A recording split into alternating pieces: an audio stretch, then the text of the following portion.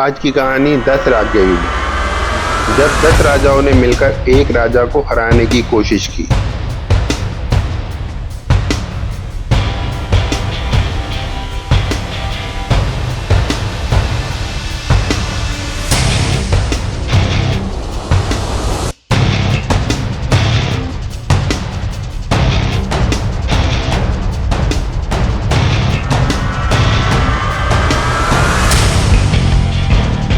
ये बात उस समय की है जब भारत में बड़े बड़े साम्राज्य नहीं बल्कि छोटे छोटे जनपद और कबीले हुआ करते थे।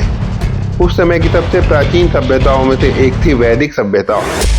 इन कबीलों के अपने अपने राजा थे, अपनी अपनी सेना थी और अपने अपने स्वार्थ भी। लेकिन इतिहास में एक ऐसा युद्ध हुआ जिसने पूरे वैदिक समाज की दिशा बदल दी। इस युद्ध को कहा जाता है 10 राज्य युद्ध, यानी 10 राजाओं का युद्ध। सरस्वती और रावी नदी के आसपास एक शक्तिशाली जनजाति रहती थी, भरत जनजाति। इस जनजाति के राजा थे राजा सुदास। राजा सुदास केवल एक योद्धा ही नहीं बल्कि एक कुशल शासक भी थे।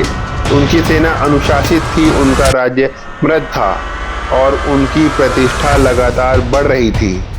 लेकिन इतिहास में अक्सर ऐसा होता है, जब एक राजा बहुत शक्तिशाली हो जाता है तो उसके दुश्मन भी बढ़ने लगते हैं।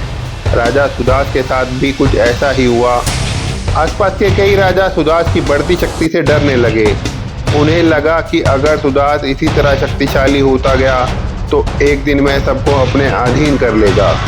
इस डर ने धीरे धीरे ईर्ष्या और दुश्मनी का रूप ले लिया। तब कुछ राजाओं ने एक योजना बनाई।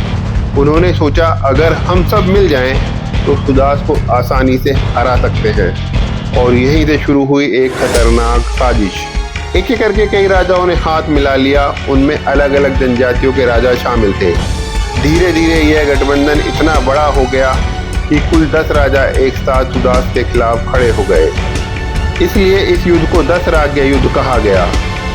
इस युद्ध की कहानी केवल राजाओं की नहीं, इसमें ऋषियों की भी बड़ी भूमिका है। राजा सुदास के गुरु और पुरोहित थे ऋषि वशिष्ठ। वशिष्ठ न केवल एक महान ऋषि थे बल्कि एक दूरदर्शी रणनीतिकार भी थे। लेकिन दूसरी तरफ सुदास के पुराने पुरोहित ऋषि विश्वामित्र थे। जब सुदास ने विश्वामित्र की जगह वशिष्ठ को अपना पुरोहित बनाया तो ये बात विश्वामित्र को बिल्कुल पसंद नहीं आई और कहा जाता है इसी कारण विश्वामित्र ने सुदास के विरोधी राजाओं का साथ दिया। इस तरह यह युद्ध केवल राजाओं का नहीं बल्कि विचारों का भी संघर्ष बन गया। 10 राजाओं का गठबंधन बहुत बड़ा था। उनकी सेना विशाल थी, हजारों सैनिक, सैकड़ों रथ और असंख्य योद्धा। सब एक साथ युद्ध के लिए तैयार हो रहे थे। उनकी योजना थी कि वे राजा सुदास को चारों तरफ से घेरकर खत्म कर देंगे।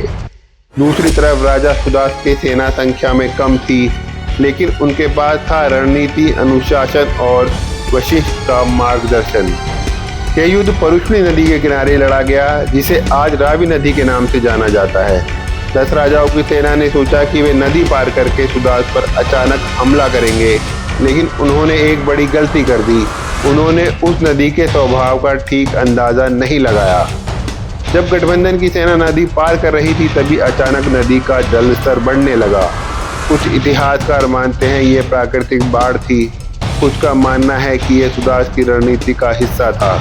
जो भी हुआ उसका परिणाम बहुत विनाशकारी था। नदी के बीच में फंसी हुई सेना में अफरा तफरी मच गई। सैनिक बहने लगे और पूरी सेना अस्त व्यस्त हो गई। यही वो क्षण था जिसका सुदास इंतजार कर रहे थे।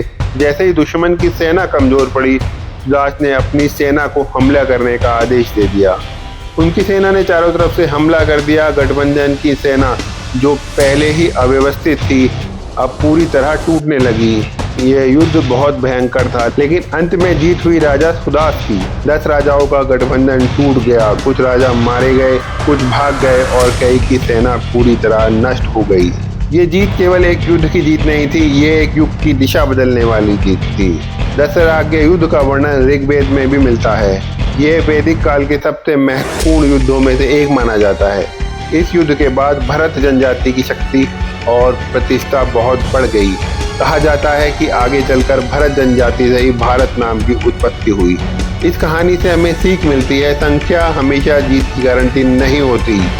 10 राजा मिलकर भी एक राजा को नहीं हरा सके।